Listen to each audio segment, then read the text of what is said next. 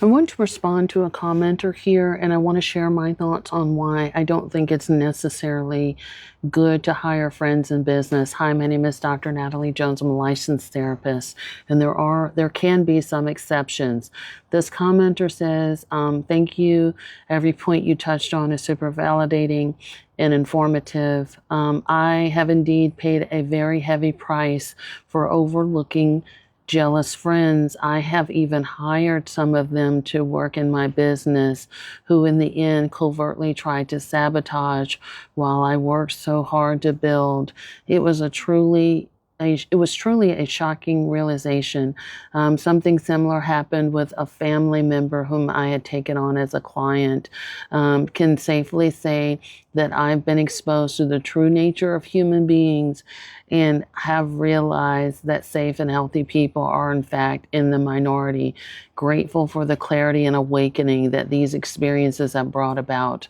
Thank you for this. So I don't typically recommend hiring friends or family members in business. You will truly, um, you, you will truly regret it. Are there some exceptions to the rule? Certainly there can be, but by and large, I find that this is the majority. Um, when you have people that don't know anything about business, that don't know anything about sacrifice, and that don't support you and your dreams from Jump Street consistently without it benefiting them in some way, it is a very big mistake to hire people in your business. And sometimes you don't find out until it's too late and the claws come out. And as the saying goes, people who have nothing will have no problem with helping you lose everything. And the same rules also apply here in business. What I typically find, or what I have found, is that people who are jealous or insecure of what you have, that side to them will show once they get into your business and see how the inner workings happen. They may try to sabotage your business. They may try to copy your business model. Everything that you've got going, and try to put out a business very similar and compete with you in your own business. They may try to sabotage your business by not showing up, by not doing their job, expecting you to overlook their shortcomings or their unprofessionalism. So if they show up late, oh, well, it's no big deal. We're family. So they're going to ride that wave and challenge you to overlook your boundaries that whole time. They may not get along with coworkers, or they may try to, come across as like, I've got nothing to worry about amongst coworkers because I'm family and she ain't never gonna fire me. Or they may try to act like they're the boss in command, even if they're not, because they're your family member. And, it could just really create all types of havoc. And a lot of times, if you don't know your friend is jealous, your friend or your family member is jealous, a lot of times that will present itself when you hire them, that a different type of gremlin comes out after hiring. And I'm not even trying to be funny about that. And not only that, but if you hire friends or family members, um, who is this?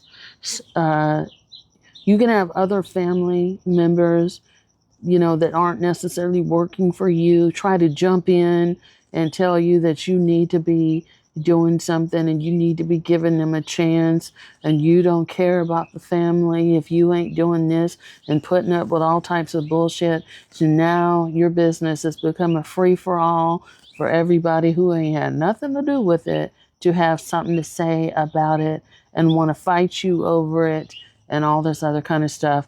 Do not do it. A business is a business.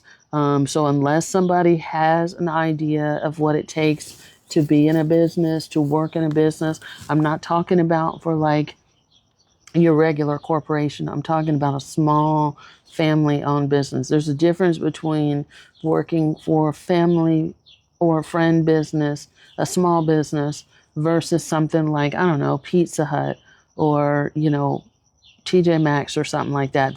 Those are huge corporations and they can afford to lose one or two bad people. But when it's a small business, that's your livelihood. But there's so many betrayals. People can steal from you, steal your money, not just your ideas, but steal your money and things like that. You could be giving people a leg up. Who is it? On Love and Marriage Huntsville. I don't watch the show, but there was a woman up there, Stormy, she had employed her family members, and I mean, she went to the max for the people that she was employing. I think she like it was just all kinds of stuff, and she talked about her experience on that. I mean, so unless you want a different type of headache, I would advise you to stay away from that. And to be honest, I tried to do it too, and when I did it with a friend, she really started to show her ass, and she didn't. It was just something about it where she, once we signed the employee paperwork, she just started to trip out, and I think that was something that she had a problem with, is being my subordinate. That's another thing too, is that you really start to see the power dynamics, and it's not that I'm trying to stand over you, trying to be a master or something like that, but it's just the fact that now, oh, this is a reminder that you have more authority than I do, that you have your stuff together more than I do, and I don't like that. I also think race could have played a part of it too. She was white. As you could see, I am not. And so I think that was an issue. That was also another like sort of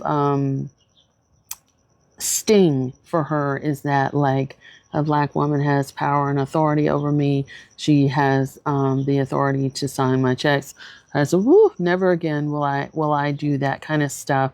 But I'm glad she showed her hand, and it was a gentle reminder for me to find people out in the wild to employ, not friends, family, or anything like that. There also may be subtleties before you even do all that. When people refer to your business as a little business, this little hustle you got, this little pop-up shop, these condescending words that people will use to try to minimize your hard work. Monique did it in Precious, but I find that a lot of people do this online, and this can also be very much a factor in race too, because I've experienced racial inequities with this. Since you got your little degree and everything, and I'm sure a lot of you who followed me have read my comments, and you've seen some of the people who talk to me in a condescending way. You're supposed to be a doctor. You got your degree. You shouldn't have it. That kind of trope. So you could see that within friends and family members too, where they're minimizing your hard work, and they're minimizing what your business really means. They may also refuse to patron your business. They want a job, but they would never, ever patron from your business. So they're never going to be a customer or anything like that. But they'll watch from afar to see what you're doing. They'll get in and they'll get that paycheck, and do the minimum and talk shit about it behind your back. So, be careful with that. It's not something I encourage at all. But if you do it, if you do it, have strong legal contracts and things like that in place. But, keep your ideas and things like that lock and key and protect it at all times. Hope that